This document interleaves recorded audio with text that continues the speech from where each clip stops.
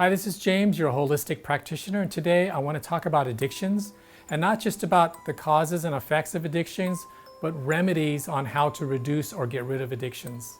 A lot of people that are on my channel are healers, they're coaches, they're chiropractors, doctors, they're into energy work, into yoga, they're into holistic ways of looking at things, and that's what I'm going to do today, is look at things in a holistic approach. Yes, there's ways of looking at things in a more holistic model, which I believe is one of the better methods, not only for things to be less invasive, but also to be exponentially faster in the recovery. So let's look at what addiction is.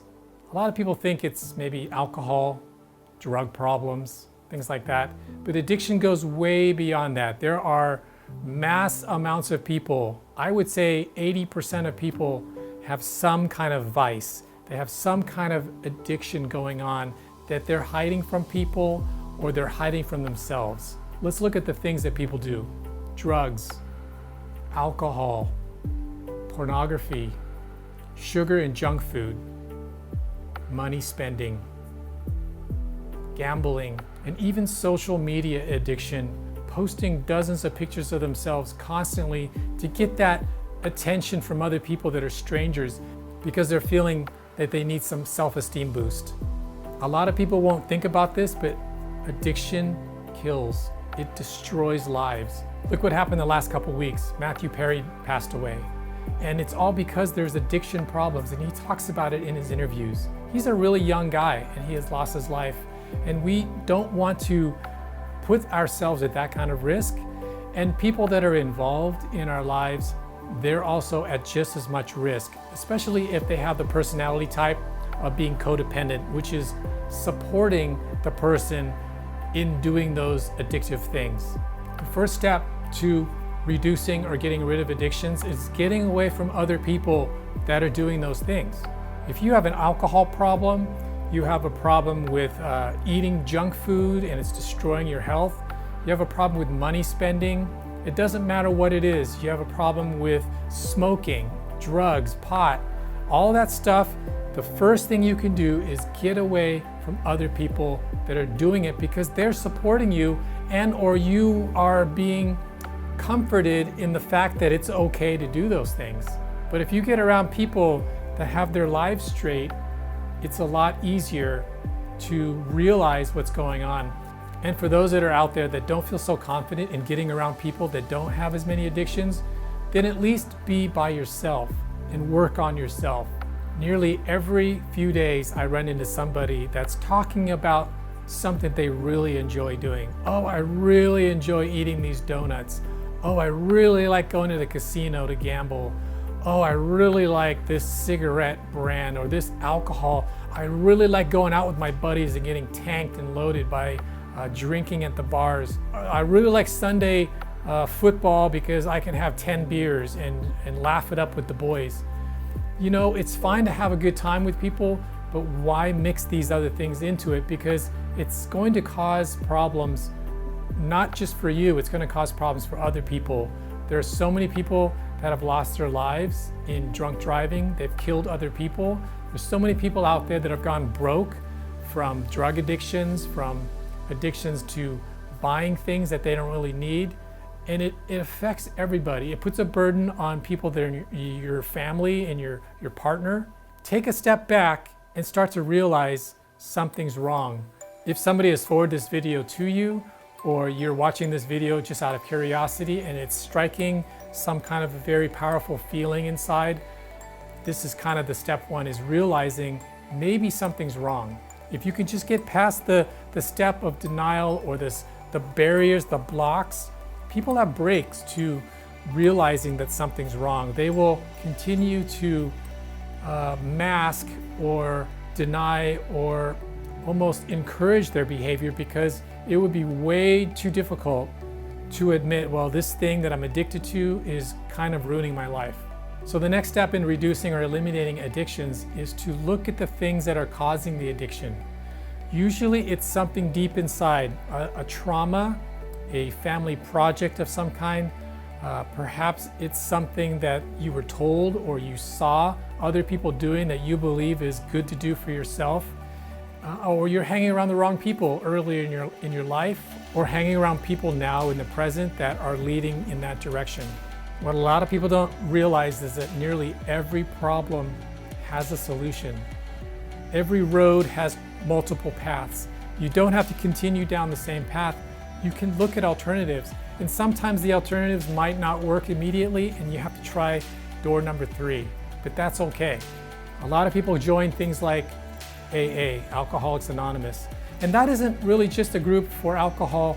People can go there for other addictions. People go there for smoking, drug addictions. People go there for addictions to whatever it is that's starting to put a burden on them, themselves or other people. But here's what I want to share with you today. A lot of these techniques can be reduced or eliminated by doing acupressure and meridian therapy techniques. These techniques are taught on my website. They're stepped through one step at a time in an easy way. Or if you know somebody that's been taught how to do these basic activation techniques, you can apply them with the help of that person, or you can learn them for yourself and start doing these methods straight on yourself. The first method is called ACT, Affirmation Correction Technique. It's applying magnetic therapy to the nerves and then speaking very specific protocol neurolinguistics that reverses the trauma that's going on subconsciously. And it goes back in time, and if you can test in certain ways and if you can activate certain pressure points on the face, it does repairs to the reasons why a person feels that desire to do those things. It reduces that desire. Step 1 is to try to reduce the feeling of wanting to do that addictive behavior. Then it becomes much more effective, and it becomes less of a burden on a person to avoid doing what it is that's hurting them. Another technique is meridian tapping. Meridian tapping goes on the fingers. There's also techniques for on the face. And the most effective technique that I teach is directly to the organ points that are on the back of a person's spine. There are areas on the spine that go straight to a specific organ, and that organ holds very deep emotions about what's going on, which can be reduced down to where you hardly even feel it anymore. One of the third ways that I advocate strongly is to meditate, is to get into a space where you take the world away for a while. You sit quietly, peacefully, and you close your eyes and relax your muscles and take yourself out of where you are and invite yourself before a higher power, before God, before energy, before the divine light of what heals people. If you can do that and you can take these things that are inside of you and imagine that these addictions are maybe wads of energy or spots in the body that are dark and frozen, and that this light's going to come in and thaw that out, or just scoop it out and remove it completely out of that area. Some people feel a sense of tension somewhere in their body. Maybe it's in their shoulder and neck. Maybe it's in their stomach. Maybe they feel it in their heart area. It doesn't matter where, but as soon as people start thinking about, well, I feel this need to eat this junk food, or to go smoke this pot, or to drink this drink with these buddies, or I just want to spend all of my money on cool stuff that I really don't even need, it generally builds up in some part of the body. And when you can figure out where that is, and you can just meditate and bring in a higher energetic power to scoop it out, a lot of times that works for people. Doing meditation is not always easy, and sometimes it's a slower method. And so we teach ways to go in and find out exactly where things are in the body, what's causing them, what's the original event that made somebody suffering inside, traumatized inside, what family project did someone learn again and again in their childhood from their dad, from their brother, from their mother, from people at school, perhaps the systems or the culture that they grew up in. All of those family projects can be slowly alleviated through the techniques that I teach.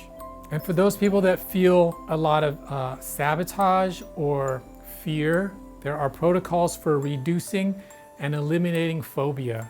Phobia would be things like, I'm afraid to get better. I'm afraid to take a step. I'm afraid to admit my vulnerabilities. I'm afraid to have other people know about these things. Phobia can really stop people from doing what they want to do, getting to a place where they want to be, whether it's with their relationships, with their business, with their health.